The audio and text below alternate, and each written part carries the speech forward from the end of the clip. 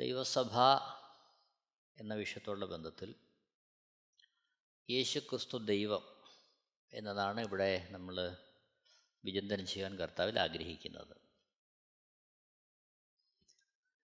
മത്തായി എഴുതിയ സുവിശേഷം 16-ാമത്തെ അധ്യായം 15, 16, 17 വാക്യങ്ങൾ. മത്തായി എഴുതിയ സുവിശേഷം 16-ാമത്തെ അധ്യായം 15, 16, 17 വാക്യങ്ങൾ. നിങ്ങളോ എന്നെ ആർ എന്ന് പറയുന്നു എന്നവൻ ചോദിച്ചതിന് ശിമോൻ പത്രോസ്, നീ ജീവനുള്ള ദൈവത്തിൻ്റെ പുത്രനായ ക്രിസ്തു എന്നും ഉത്തരം പറഞ്ഞു. യേശു അവനോട്, ബർയോനാ ശിമോനെ, നീ ഭാഗ്യവാൻ, ജഡരക്തങ്ങളല്ല സ്വർഗസ്ഥനായ എൻ്റെ പിതാവത്രേ നിനക്കിത് വെളിപ്പെടുത്തിയത്. യേശുക്രിസ്തു സാക്ഷാൽ ദൈവമെന്ന് പത്രോസ് ഇവിടെ പറയുകയാണ്. എന്നാൽ തിരുവെഴുത്തിൽ വിവിധ ഭാഗങ്ങളിൽ ദൈവത്തിൽ ഒന്നിലധികം വ്യക്തിത്വങ്ങൾ നമ്മൾ കാണുന്നുണ്ട്. അതേസമയം ഒന്നിലധികം വ്യക്തിത്വങ്ങളെ ഒരു വ്യക്തി എന്നുള്ള തരത്തിലും പരാമർശിക്കുന്നത് നമ്മൾ കാണുന്നുണ്ട്. അതുകൊണ്ട് ഏകത്വം എന്നുള്ള വിഷയമാണ് നമ്മളിവിടെ ചിന്തിക്കുന്നത്. ദൈവം ഏകൻ. അപ്പോൾ തന്നെ നമ്മൾ മനസ്സിലാക്കണം, ദൈവം ആത്മാവാണ്. ആത്മാവിൻ്റെ വിശാലമായ പ്രവർത്തന മേഖല നമുക്ക് മനസ്സിലാക്കാൻ കഴിയുന്നതിലും ഉപരിയാണ്. ഇത് ഹൃദയത്തിൽ കരുതി വേണം നമ്മൾ തിരുവെഴുത്തിനെ സമീപിക്കാൻ. മത്തായി എഴുതിയ സുവിശേഷം 28-ാമത്തെ അധ്യായം 18, 19, 20 വാക്യങ്ങൾ. മത്തായി എഴുതിയ സുവിശേഷം 28-ാമത്തെ അധ്യായം 18, 19, 20. യേശു അടുത്തു ചെന്നു, സ്വർഗത്തിലും ഭൂമിയിലും സകല അധികാരവും എനിക്ക് നൽകപ്പെട്ടിരിക്കുന്നു. ആകയാൽ നിങ്ങൾ പുറപ്പെട്ട് പിതാവിൻ്റെയും പുത്രൻ്റെയും പരിശുദ്ധാത്മാവിൻ്റെയും നാമത്തിൽ സ്നാനം കഴിപ്പിച്ചും ഞാൻ നിങ്ങളോട് കൽപ്പിച്ചതൊക്കെയും പ്രമാണിപ്പാൻ തക്കവണ്ണം ഉപദേശിച്ചും കൊണ്ട് സകല ജാതികളെയും ശിഷ്യരാക്കിക്കൊള്ളുവിൻ. ഞാനോ ലോകാവസാനത്തോളം എല്ലാ നാളും നിങ്ങളുടെ കൂടെയുണ്ട് എന്നരുളി ചെയ്തു.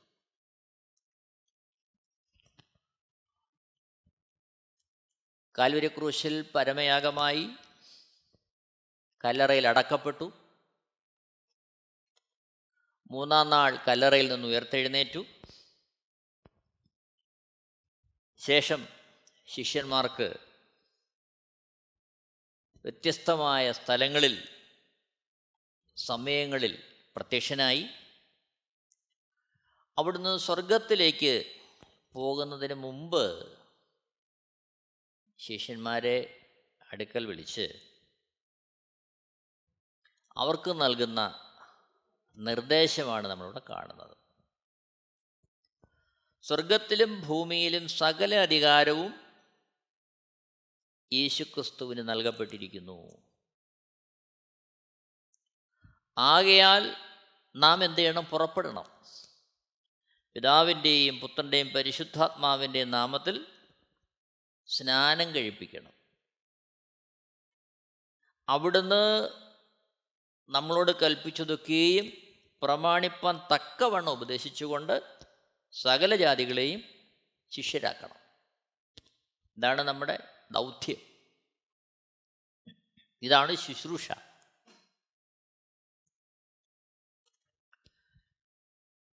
എന്നാൽ അതിന് പ്രാപ്തമാക്കുന്ന ഘടകം അവിടുന്ന് പറയുന്നു, ഞാനോ ലോകാവസാനത്തോളം എല്ലാ നാളും നിങ്ങളുടെ കൂടെയുണ്ട്. അപ്പോൾ യേശുക്രിസ്തു എല്ലാ നാളും നമ്മുടെ കൂടെ ഇരിക്കുകയാണ്. അവിടെ രേഖപ്പെടുത്തിയിരിക്കുന്ന ലോക അവസാനത്തോളം എന്നുള്ളത് ഈ യുഗത്തിൻ്റെ അവസാനം വരെ എന്നുള്ളതാണ് അതിൻ്റെ അർത്ഥം. കാരണം അവിടുന്ന് വാനമേഘങ്ങളിൽ വെളിപ്പെട്ടാൽ അവിടുത്തെ ശിഷ്യന്മാർ ഉയർത്തെഴുന്നേൽക്കും. പിന്നെ നാം കർത്താവിനോട് കൂടെയായിരിക്കും ആയിരിക്കുന്നത്. അതുകൊണ്ട് ഇവിടെ ലോക അവസാനത്തോളം എന്നത് ഈ യുഗത്തിൻ്റെ അവസാനമാണ്. ആ വേളയിലാണ് നമുക്ക് സ്നാനം കഴിപ്പിക്കാനും ഉപദേശിക്കാനും ശിഷ്യന്മാരാക്കുവാനും ഒക്കെ കഴിയുന്നത്. അതിനുശേഷം ഈ കാര്യങ്ങളൊന്നും ചെയ്യുവാൻ നമുക്ക് സാധ്യമല്ല. കാരണം അവിടുത്തെ ശിഷ്യന്മാരെ കർത്താവ് ചേർത്തുകൊള്ളും. അപ്പോൾ ഇവിടെ ലോക അവസാനത്തോളം എല്ലാ നാളും നിങ്ങളുടെ കൂടെ ഉണ്ട് എന്ന് പറയുമ്പോൾ, യുഗ അവസാനത്തോളം എല്ലാ നാളും നമ്മുടെ കൂടെയുണ്ട് എന്ന് പറയുമ്പോൾ അതെങ്ങനെയാണ് പ്രായോഗികമാകുന്നത്? നമുക്കറിയാം, ഇന്ന് അക്ഷരാർത്ഥത്തിൽ യേശുക്രിസ്തു നമ്മുടെ കൂടെ ഇല്ല. അവിടുത്തെ വ്യക്തിപരമായ സാന്നിധ്യം നമുക്ക് ആ തോതിൽ അനുഭവിക്കാൻ കഴിയുന്നില്ല. എന്നാൽ അതെങ്ങനെ പ്രായോഗികമാകുമെന്നുള്ളത് യോഹന്നാൻ എഴുതിയ സുവിശേഷം 14-ാമത്തെ അധ്യായം 23-24 വാക്യങ്ങളിൽ കാണുകയാണ്. യേശു അവനോട്, എന്നെ സ്നേഹിക്കുന്നവൻ എൻ്റെ വചനം പ്രമാണിക്കും, എൻ്റെ പിതാവ് അവനെ സ്നേഹിക്കും, ഞങ്ങൾ അവൻ്റെ അടുക്കൽ വന്ന് അവനോട് കൂടെ വാസം ചെയ്യും. എന്നെ സ്നേഹിക്കാത്തവൻ എൻ്റെ വചനം പ്രമാണിക്കുന്നില്ല. നിങ്ങൾ കേൾക്കുന്ന വചനം എൻ്റേതല്ല, എന്നെ അയച്ച പിതാവിൻ്റേതത്രേ എന്നുത്തരം പറഞ്ഞു. ഇവിടെ യേശുക്രിസ്തു പറയുന്നു, ഞങ്ങൾ അവൻ്റെ അടുക്കൽ വന്ന് അവനോടുകൂടെ വാസം ചെയ്യും. ആരാണ് ഈ ഞങ്ങൾ? കർത്താവ് പറയുന്നത്, എന്നെ സ്നേഹിക്കുന്നവൻ്റെ വചനം പ്രമാണിക്കും, എൻ്റെ പിതാവിനെ സ്നേഹിക്കും. അപ്പോൾ യേശുക്രിസ്തുവും പിതാവും അവരാണ് ഞങ്ങൾ എന്നിവിടെ രേഖപ്പെടുത്തിയിരിക്കുന്നത്. അപ്പോൾ ഈ ഞങ്ങൾ എങ്ങനെയാണ് വാസം ചെയ്യുന്നത്? അതാണ് യോഹന്നാൻ എഴുതിയ സുവിശേഷം 14-ാമത്തെ അധ്യായം 16-17 വാക്യങ്ങൾ. എന്നാൽ ഞാൻ പിതാവിനോട് ചോദിക്കും, അവൻ സത്യത്തിൻ്റെ ആത്മാവ് എന്ന മറ്റൊരു കാര്യസ്ഥനെ എന്നേക്കും നിങ്ങളുടെ കൂടെ ഇരിക്കേണ്ടത് നിങ്ങൾക്ക് തരും. ലോകം അവനെ കാണുകയോ അറിയുകയോ ചെയ്യാകിയാൽ അതിനവനെ ലഭിപ്പാൻ കഴിയുകയില്ല. നിങ്ങളോ അവൻ നിങ്ങളുടെ കൂടെ വസിക്കുകയും നിങ്ങളിൽ ഇരിക്കുകയും ചെയ്യുന്നത് കൊണ്ട് അവനെ അറിയുന്നു. ഇവിടെ നിങ്ങളോ അവൻ നിങ്ങളോട് കൂടെ വസിക്കുകയും നിങ്ങളിൽ ഇരിക്കുകയും ചെയ്യുന്നതുകൊണ്ട് അവനെ അറിയുന്നു.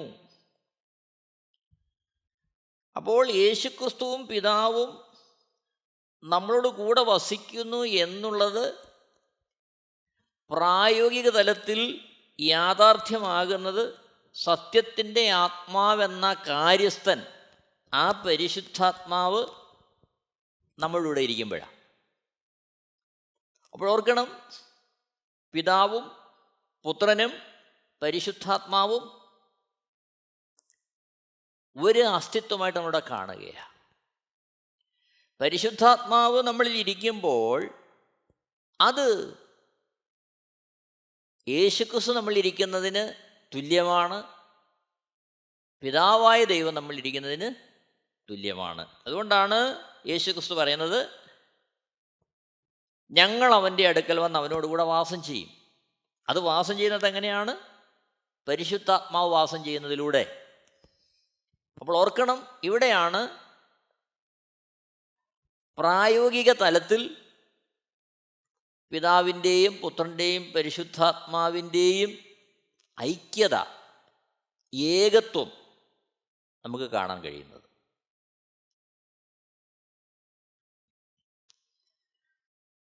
ഇവിടെ കൊരിന്ത്യ ലേഖനം 1 കൊരിന്ത്യർ 3-ാമത്തെ അധ്യായം 16-ാമത്തെ വാക്യം. 1 കൊരിന്ത്യർ 3:16. നിങ്ങൾ ദൈവത്തിൻ്റെ മന്ദിരമെന്നും ദൈവത്തിൻ്റെ ആത്മാവ് നിങ്ങളിൽ വസിക്കുന്നു എന്നും അറിയുന്നില്ലയോ? അപ്പോൾ ഉയർത്തെഴുന്നേറ്റ യേശുക്രിസ്തുവിന് ശേഷം നൽകപ്പെട്ട പരിശുദ്ധാത്മാവിനാൽ അപ്പോസ്തലന്മാർ പരിശുദ്ധാത്മാവിൻ്റെ പ്രവൃത്തി തികയ്ക്കുമ്പോൾ അത് എത്തരത്തിൽ അവർ ആ വേല തികച്ചു എന്നുള്ളത് ഇവിടെ കൊരിന്ത്യ ലേഖനത്തിൽ നമ്മൾ കാണുകയാണ്. ദൈവത്തിൻ്റെ ആത്മാവ് മന്ദിരമായ ശിഷ്യന്മാരിൽ വസിച്ചുകൊണ്ട് അവിടുത്തെ പ്രവൃത്തി ചെയ്യുകയാണ്. 1 കൊരിന്ത്യർ 6-ാമത്തെ അധ്യായം 19-ാമത്തെ വാക്യം. 1 കൊരിന്ത്യർ 6:19. ദൈവത്തിൻ്റെ ദാനമായി നിങ്ങളിലിരിക്കുന്ന പരിശുദ്ധാത്മാവിൻ്റെ മന്ദിരമാകുന്നു നിങ്ങളുടെ ശരീരമെന്നും നിങ്ങളെ വിലയ്ക്ക് വാങ്ങിയിരിക്കയാൽ നിങ്ങൾ താന്താങ്ങൾക്കുള്ളവരല്ല എന്നും അറിയുന്നില്ലയോ? ഇവിടെ ഒരു പടി കൂടി കടന്ന് പരിശുദ്ധാത്മാവ് നമ്മെ ചില കാര്യങ്ങൾ ഗ്രഹിപ്പിക്കാൻ ആഗ്രഹിക്കുകയാണ്. ഇവിടെ പരിശുദ്ധാത്മാവ് രേഖപ്പെടുത്തുന്നു, ദൈവത്തിൻ്റെ ദാനമായ പരിശുദ്ധാത്മാവിൻ്റെ മന്ദിരമാണ് നമ്മളുടെ ശരീരം. അങ്ങനെ പരിശുദ്ധാത്മാവ് വസിക്കാനുള്ള മന്ദിരമായിട്ട് നമ്മെ ഓരോരുത്തരെയും യേശുക്രിസ്തു വിലയ്ക്ക് വാങ്ങിയിരിക്കുന്നു. അപ്പോൾ ഓർക്കണം, പരിശുദ്ധാത്മാവ് യേശുക്രിസ്തു വിലയ്ക്ക് വാങ്ങി ഈ മന്ദിരത്തിൽ വസിക്കുന്നു എന്ന് പറയുമ്പോൾ അത് പ്രായോഗികമായി യേശുക്രിസ്തുവും പിതാവായ ദൈവവും നമ്മിൽ വസിക്കുന്നതിന് തുല്യമായിട്ട് മാറുകയാണ്. 1 പത്രോസ് 1-ാമത്തെ അധ്യായം 18 മുതൽ 21 വരെയുള്ള വാക്യങ്ങൾ. 1 പത്രോസ് 1-ാമത്തെ അധ്യായം 18 മുതൽ 21 വരെ. വ്യർത്ഥവും പിതൃപാരമ്പര്യവുമായുള്ള നിങ്ങളുടെ നടപ്പിൽ നിന്ന് നിങ്ങളെ വീണ്ടെടുത്തിരിക്കുന്നത് പൊന്ന്, വെള്ളി മുതലായ അഴിഞ്ഞു പോകുന്ന വസ്തുക്കളെ കൊണ്ടല്ല, ക്രിസ്തു എന്ന നിർദോഷവും നിഷ്കളങ്കവുമായ കുഞ്ഞാടിൻ്റെ വിലയേറിയ രക്തം കൊണ്ടത്രേ എന്ന് നിങ്ങൾ അറിയുന്നുവല്ലോ. അവൻ ലോകസ്ഥാപനത്തിന് മുമ്പേ മുന്നറിയപ്പെട്ടവനും അവൻ മുഖാന്തരം ദൈവത്തിൽ വിശ്വസിക്കുന്ന നിങ്ങൾ നിമിത്തം ഈ അന്ത്യകാലത്ത് വെളിപ്പെട്ടവനും ആകുന്നു. നിങ്ങളുടെ വിശ്വാസവും പ്രത്യാശയും ദൈവത്തിൽ വെച്ചുകൊള്ളേണ്ടതിന് ദൈവം അവനെ മരിച്ചവരുടെ ഇടയിൽ നിന്ന് എഴുന്നേൽപ്പിച്ച് അവന് തേജസ് കൊടുത്തുമിരിക്കുന്നു. ഇവിടെ പരിശുദ്ധാത്മാവ് നമ്മെ വിലയ്ക്ക് വാങ്ങി എന്ന് പറയുമ്പോൾ അതെങ്ങനെയാണ് വിലയ്ക്ക് വാങ്ങിയത്? പരിശുദ്ധാത്മാവ് വസിക്കാനുള്ള മന്ദിരമായിട്ട് നമ്മളെ വിലയ്ക്ക് വാങ്ങി. അതേതളവിൽ വിലയ്ക്ക് വാങ്ങി? ക്രിസ്തു എന്ന നിർദോഷവും നിഷ്കളങ്കവുമായ കുഞ്ഞാടിൻ്റെ വിലയേറിയ രക്തം കൊണ്ട് വിലയ്ക്ക് വാങ്ങി. എന്തിനാണ്? 1 കൊരിന്ത്യർ 6:19 പരിശുദ്ധാത്മാവിന് വസിക്കുവാനുള്ള മന്ദിരമായി. അപ്പോൾ ഓർക്കണം, ഇതിൻ്റെ ആ മുന്നേറ്റങ്ങളും ദൈവിക പദ്ധതികളും നമ്മൾ മനസ്സിലാക്കണം. അപ്പോൾ പരിശുദ്ധാത്മാവെന്ന കാര്യസ്ഥന് വസിക്കുവാനുള്ള മന്ദിരമായിട്ട് ക്രിസ്തുവെന്ന നിർദോഷവും നിഷ്കളങ്കവുമായ കുഞ്ഞാടിൻ്റെ വിലയേറിയ രക്തം കൊണ്ട് നമ്മളെ വിലയ്ക്ക് വാങ്ങുകയാണ്. അപ്പോൾ ഈ കുഞ്ഞാടിൻ്റെ കാര്യം പറയുന്നു, യേശുക്രിസ്തുവിൻ്റെ കാര്യം 20-ാമത്തെ വാക്യത്തിൽ 1 പത്രോസ് 1:20 അവൻ ലോകസ്ഥാപനത്തിന് മുമ്പേ മുന്നറിയപ്പെട്ടവനും. യേശുക്രിസ്തു സൃഷ്ടിക്കപ്പെടുകയല്ല, ഒരു സൃഷ്ടിയല്ല, അവിടുന്ന് സൃഷ്ടാവാണ്. ലോകസ്ഥാപനത്തിന് മുമ്പേ മുന്നറിയപ്പെട്ടവനും അവൻ മുഖാന്തരം ദൈവത്തിൽ വിശ്വസിക്കുന്ന നിങ്ങൾ നിമിത്തം ഈ അന്ത്യകാലത്ത് വെളിപ്പെട്ടവനുമാകുന്നു. ഈ വാക്യം നമ്മൾ ഒത്തിരി ശ്രദ്ധിക്കേണ്ടത് ആവശ്യമാണ്. യേശുക്രിസ്തു എന്തിനാണ് ഈ ഭൂമിയിലേക്ക് വന്നത്? അവിടുന്ന് മനുഷ്യമെടുത്ത് എന്തിനാണ്? നമുക്കറിയാം, ഫിലിപ്പിയ ലേഖനം 2-ാമത്തെ അധ്യായം അതിൻ്റെ 5 മുതലുള്ള വാക്യങ്ങൾ വായിക്കുമ്പോൾ ദൈവരൂപത്തിലിരുന്ന യേശുക്രിസ്തു മനുഷ്യവേഷത്തിൽ ദാസനായി ഭൂമിയിലേക്ക് എന്തിനു വന്നു? ഒരു വേള ആ ദൈവത്വം, ആ തേജസ് അവിടുന്ന് തൽക്കാലത്തേക്കൊന്ന് മാറ്റിവെച്ചിട്ട് ഈ ഭൂമിയിലേക്ക് വന്നതുകൊണ്ടാണ് കേവലം മനുഷ്യരായ നമുക്ക് ഈ വക ചോദ്യങ്ങളെല്ലാം നമ്മുടെ മുമ്പിൽ ഉയരുന്നത്. യേശുക്രിസ്തു ദൈവമാണോ? അവിടത്തേക്ക് പിതാവായ ദൈവത്തിൻ്റെ അത്ര മഹത്വമുണ്ടോ? അല്പം കൂടെ പിതാവിനേക്കാൾ താണവനല്ലേ എന്നൊക്കെ ചിന്തിക്കാൻ ഇടവരുന്നത് അവിടുന്ന് ഈ 3.5 വർഷക്കാലം ഭൂമിയിൽ നമ്മോടൊപ്പം ആയിരുന്നത് കൊണ്ടാണ്. എന്നാൽ അവിടുന്ന് എന്തുകൊണ്ടായിരുന്നു എന്നുള്ളത് ഇവിടെ നമുക്ക് മനസ്സിലാകുകയാണ്. 1 പത്രോസ് 1:20 അവൻ ലോകസ്ഥാപനത്തിന് മുമ്പേ മുന്നറിയപ്പെട്ടവനും അവൻ മുഖാന്തരം ദൈവത്തിൽ വിശ്വസിക്കുന്ന നിങ്ങൾ നിമിത്തം ഈ അന്ത്യകാലത്ത് വെളിപ്പെട്ടവനുമാകുന്നു. അപ്പോൾ യേശുക്രിസ്തു ഭൂമിയിലേക്ക് മനുഷ്യരൂപമെടുത്ത് വെളിപ്പെട്ട് വരാൻ കാരണം നാം ഓരോരുത്തരുമാണ്. നമ്മെ രക്ഷിക്കുവാൻ, നമ്മെ വീണ്ടെടുക്കുവാൻ, പരിശുദ്ധാത്മാവെന്ന കാര്യസ്ഥനെ നമുക്ക് ദാനമായി തരുവാൻ, നിത്യരക്ഷ നമുക്ക് ഒരുക്കുവാൻ, നിത്യജീവൻ നമുക്ക് തരുവാൻ, ദൈവമക്കളാകുവാൻ. അപ്പോൾ ആ തരത്തിൽ ദൈവമക്കളാക്കുവാൻ, ആ തരത്തിൽ നമ്മെ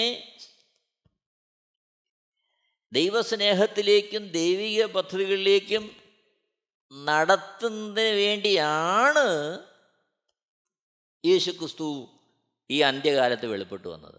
അല്ലെങ്കിൽ അവിടുന്ന് വെളിപ്പെടേണ്ട കാര്യമില്ല. ഇത് നമ്മൾ മനസ്സിലാക്കണം. 21-ാമത്തെ വാക്യത്തിലേക്ക് വരുമ്പോൾ നിങ്ങളുടെ വിശ്വാസവും പ്രത്യാശയും ദൈവത്തിൽ വച്ചുകൊള്ളേണ്ടതിന് ദൈവം അവനെ മരിച്ചവരുടെ ഇടയിൽ നിന്ന് എഴുന്നേൽപ്പിച്ച് അവന് തേജസ് കൊടുത്തിരിക്കുന്നു. അപ്പോൾ യേശുക്രിസ്തു ഭൂമിയിലേക്ക് വെളിപ്പെട്ട് വന്നു. കാൽവരി ക്രൂശിൽ അവിടുന്ന് നമ്മുടെ പാപത്തിൻ്റെ പരിഹാരത്തിന് വേണ്ടി യാഗമായി. ആര് നിമിത്തം? നാം ഓരോരുത്തരും നിമിത്തം.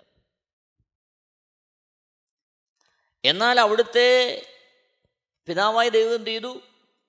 മരിച്ചവരുടെ ഇടയിൽ നിന്ന് ഉയർത്തെഴുന്നേൽപ്പിച്ച് തേജസ് കൊടുത്തു. എന്തിനാണ്?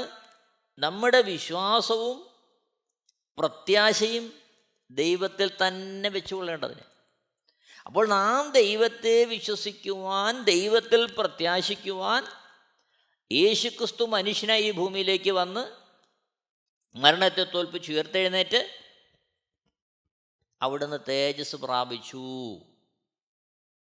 നാം ദൈവത്തിൽ വിശ്വസിച്ച് ഈ ഭൂമിയിലായിരിക്കുമ്പോൾ പരിശുദ്ധാത്മാവിൻ്റെ സാന്നിധ്യത്തിൽ ക്രിസ്തീയ ജീവിതം തികവോടെ പൂർത്തീകരിക്കുവാൻ. യോഹന്നാൻ എഴുതിയ സുവിശേഷം 17-ാമത്തെ അധ്യായം 23-ാമത്തെ വാക്യം. നീ എന്നെ അയച്ചിരിക്കുന്നു എന്നും നീ എന്നെ സ്നേഹിക്കുന്നത് പോലെ അവരെയും സ്നേഹിക്കുന്നു എന്നും ലോകം അറിയുവാൻ നാം ഒന്നായിരിക്കുന്നത് പോലെ അവരും ഒന്നാകേണ്ടതിനും ഞാൻ അവരിലും നീ എന്നിലുമായി അവർ ഐക്യത്തിൽ തികഞ്ഞവരായിരിക്കേണ്ടതിനും തന്നെ. അപ്പോൾ ഇവിടെ യേശുക്രിസ്തു, പിതാവായ ദൈവം, യേശുക്രിസ്തുവിനാൽ രക്ഷയിലേക്ക് നയിക്കപ്പെടുന്ന നാം ഈ മൂന്ന് കൂട്ടരെയും ചേർത്ത് ഇവിടെ പരാമർശിക്കുകയാണ്. ഇവിടെ പറയുന്നു, നാം ഒന്നായിരിക്കുന്നത് പോലെ അവരും ഒന്നാകേണ്ടത്. പിതാവും പുത്രനും ഒന്നായിരിക്കുന്നത് പോലെ നാം ഒന്നാകണം. അതെങ്ങനെ സാധ്യമാകുന്നത്? നാം എങ്ങനെ ഒന്നാകുന്നത്? അവിടെയാണ് പരിശുദ്ധാത്മാവിൻ്റെ പ്രവർത്തനം. പാപത്തിൻ്റെ അടിമത്വത്തിലായിരുന്ന നമ്മെ വീണ്ടെടുത്ത് യേശുക്രിസ്തുവിൻ്റെ പുനരുത്ഥാനത്തിൻ്റെ ആത്മാവായ പരിശുദ്ധാത്മാവിനെ നമ്മിൽ ഓരോരുത്തരും പകർന്ന് ജഡമോഹം, കൺമോഹം, ജീവനത്തിൻ്റെ പ്രതാപം ഇത്യാദി ലോകത്തിൻ്റെ മോഹങ്ങളിൽ നിന്നും അത് നിമിത്തം ഈ ലോകത്തിൽ നിന്നും നമ്മളെ ദൈവരാജ്യത്തിൻ്റെ അനുഭവത്തിലേക്ക് മാറ്റി ആത്മാവിൻ്റെ ഏക ചിന്ത ഉള്ളവരാക്കി നമ്മെ എന്താക്കി തീർക്കുകയാ? ഒന്നാക്കി തീർക്കുകയാ. അങ്ങനെ നമ്മൾ ഒന്നാകുക, പരിശുദ്ധാത്മാവിൽ ഒന്നാകുക. പരിശുദ്ധാത്മാവിനാലാണ് നാം ഒന്നാകുന്നത്. ആ പരിശുദ്ധാത്മാവ് നിമിത്തമാണ് പിതാവും പുത്രനും ഒന്നായിരിക്കുന്നത്. കാരണം പിതാവിൻ്റെ ആത്മാവ് തന്നെയാണ് പുത്രൻ്റെ ആത്മാവ്, പുത്രൻ്റെ ആത്മാവ് തന്നെയാണ് പരിശുദ്ധാത്മാവ്. അപ്പോൾ ഈ പരിശുദ്ധാത്മാവാണ് നമ്മെ എല്ലാവരെയും ഒന്നാക്കുന്നത്. 1 കൊരിന്ത്യർ 12-ാമത്തെ അധ്യായം, 1 കൊരിന്ത്യർ 12:11, 1 കൊരിന്ത്യർ 12:12. ഇവിടെ 1 കൊരിന്ത്യർ 12:12 ശരീരം ഒന്നും അതിനവയവം പലതും, ശരീരത്തിൻ്റെ അവയവം പലതായിരിക്കെ എല്ലാം ഒരു ശരീരവും ആയിരിക്കുന്നത് പോലെ ആകുന്നു ക്രിസ്തുവും. ശരീരം ഒന്നും അതിനവയവം പലതും, ശരീരത്തിൻ്റെ അവയവം പലതായിരിക്കെ എല്ലാം ഒരു ശരീരവും ആയിരിക്കുന്നത് പോലെ ആകുന്നു ക്രിസ്തുവും. യഹൂദന്മാരോ യവനന്മാരോ ദാസന്മാരോ സ്വതന്ത്രരോ നാം എല്ലാവരും ഏക ശരീരമാകുമാറ് ഒരേ ആത്മാവിൽ സ്നാനമേറ്റും എല്ലാവരും ഒരേ ആത്മാവിനെ പാനം ചെയ്തുമിരിക്കുന്നു. ഇവിടെയാണ് പരിശുദ്ധാത്മാവിൻ്റെ പ്രായോഗികമായ പ്രവൃത്തി. വ്യത്യസ്തരായിരിക്കുന്ന കാഴ്ചപ്പാടുള്ള, സ്വഭാവമുള്ള, ജീവിതശൈലികളുള്ള നമ്മെ കേവലം ഒരു ശരീരം എന്ന തരത്തിലേക്ക് ഒരേ ചിന്തയിൽ, ഒരേ ദൗത്യത്തിൽ, ഒരേ പ്രവർത്തന മേഖലയിലേക്ക് നയിക്കുന്നത് ഈ പരിശുദ്ധാത്മാവാണ്. ആ ചിന്ത എന്താണ്? സകല ജാതികളെയും ശിഷ്യരാക്കുക. എങ്ങനെ? അവിടുന്ന് നമ്മോട് കൽപ്പിച്ചതെല്ലാം പ്രമാണിപ്പാൻ തക്കവണ്ണം ഉപദേശിക്കുക.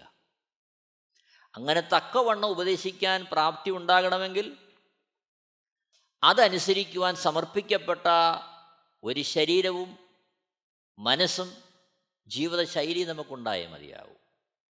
അപ്പോൾ അത്തരത്തിൽ അവിടെയാണ് പരിശുദ്ധാത്മാവിനാൽ നാം ഏക ശരീരമാകുന്നത്. അതേ പ്രക്രിയ തന്നെയാണ് പിതാവിലും പുത്രനിലും നടക്കുന്നതും. കാരണം നാം ഒന്നായിരിക്കുന്നത് പോലെ അവരും ഒന്നാകേണ്ടതിന് എന്ന് പറയുമ്പോൾ ഈ ഒന്നാകുന്നത് ഏത് മേഖലയിലാണ്? ആത്മാവിൻ്റെ മേഖലയിലാണ്. നോക്കണമേ, ആത്മാവ് നിമിത്തമാണ് ഈ ഐക്യത വെളിപ്പെടുന്നത്. ആത്മാവ് നിമിത്തമാണ് ഏകത്വം പ്രായോഗികമാകുന്നത്. 1 യോഹന്നാൻ 4-ാമത്തെ അധ്യായം 13, 14, 15 വാക്യങ്ങൾ. 1 യോഹന്നാൻ 4-ാമത്തെ അധ്യായം 13, 14, 15 വാക്യങ്ങൾ. നാം അവനിലും അവൻ നമ്മിലും വസിക്കുന്നു എന്ന് അവൻ തൻ്റെ ആത്മാവിനെ തന്നതിനാൽ നാം അറിയുന്നു. പിതാവ് പുത്രനെ ലോകരക്ഷിതാവായിട്ട് അയച്ചിരിക്കുന്നു എന്ന് ഞങ്ങൾ കണ്ട് സാക്ഷ്യം പറയുന്നു. യേശു ദൈവപുത്രൻ എന്ന് സ്വീകരിക്കുന്നവനിൽ ദൈവവും അവൻ ദൈവത്തിലും വസിക്കുന്നു. ഇവിടെ 13-ാമത്തെ വാക്യം, നാം അവനിലും അവൻ നമ്മിലും വസിക്കുന്നു എന്ന് അവൻ തൻ്റെ ആത്മാവിനെ തന്നതിനാൽ നാം അറിയുന്നു. അപ്പോൾ നാം അവനിൽ വസിക്കുന്നു, അവൻ നമ്മിൽ വസിക്കുന്നു. യേശുക്രിസ്തു നമ്മിൽ വസിക്കുന്നു, നാം യേശുക്രിസ്തുവിൽ വസിക്കുന്നു. ഇതറിയുന്നത് എങ്ങനെയാണ്? ആത്മാവിനെ തന്നതിനാൽ. അപ്പോൾ ഈ പരിശുദ്ധാത്മാവാണ് നമ്മെ എല്ലാവരെയും ഒന്നാക്കുന്നത്. 15-ാമത്തെ വാക്യത്തിലേക്ക് വരുമ്പോൾ, യേശു ദൈവപുത്രനെ സ്വീകരിക്കുന്നവനിൽ ദൈവവും അവൻ ദൈവത്തിലും വസിക്കുന്നു. ഇവിടെയും ആ ദൈവം നമ്മിൽ വസിക്കുക, നാം ദൈവത്തിൽ വസിക്കുക, അതിന് നിദാനം യേശുക്രിസ്തു സാക്ഷാൽ ദൈവം എന്ന് സ്വീകരിക്കുന്നവനിലൂടെയാണ്. അപ്പോൾ ഓർക്കുക, ഇവിടെ പിതാവും പുത്രനും പരിശുദ്ധാത്മാവും തമ്മിൽ യാതൊരു അഭിപ്രായ വ്യത്യാസവുമില്ല, യാതൊരു സ്ഥാനത്തിൻ്റെയും വ്യത്യാസമില്ല, അധികാരത്തിൻ്റെ വ്യത്യാസമില്ല, പ്രവർത്തന മേഖലകളുടെ വ്യത്യാസമില്ല. വ്യാപരിക്കുന്നത് ഒരേ ആത്മാവ്. എന്നാൽ വ്യത്യസ്തമായ ദൗത്യങ്ങളുടെ മുഖത്ത് പിതാവ്, പുത്രൻ, പരിശുദ്ധാത്മാവ് എന്നുള്ള തരത്തിൽ നമുക്ക് വെളിപ്പെടുന്നു. 3 തരത്തിൽ ഇത് വെളിപ്പെടുമ്പോൾ തന്നെ അസ്തിത്വം ഒന്നാണ്, വ്യക്തിത്വം നമുക്ക് 3ആയി കാണാൻ കഴിയുന്നു. എന്നാൽ ഇത് നാം മനസ്സിലാക്കുന്നത് നമുക്ക് നൽകിയിരിക്കുന്ന പരിശുദ്ധാത്മാവുടെ മാത്രമാണ്. അത് നാം അനുഭവിക്കുന്നതും പരിശുദ്ധാത്മാവുടെ മാത്രമാണ്. എന്നെ കേൾക്കുന്ന പ്രിയരെ, തിരുവെഴുത്തുകളെ നമുക്ക് പരിശോധിക്കാം, നമ്മുടെ ജീവിതത്തെ ദൈവമുമ്പാകെ സമർപ്പിക്കാം, പ്രാണപ്രിയനായി നമുക്ക് ഒരുങ്ങാം. ദൈവം എല്ലാവരെയും അനുഗ്രഹിക്കുമാറാകട്ടെ. ദൈവത്തിൻ്റെ ശ്രേഷ്ഠനാമം മഹത്വപ്പെടുമാറാകട്ടെ. ആമേൻ.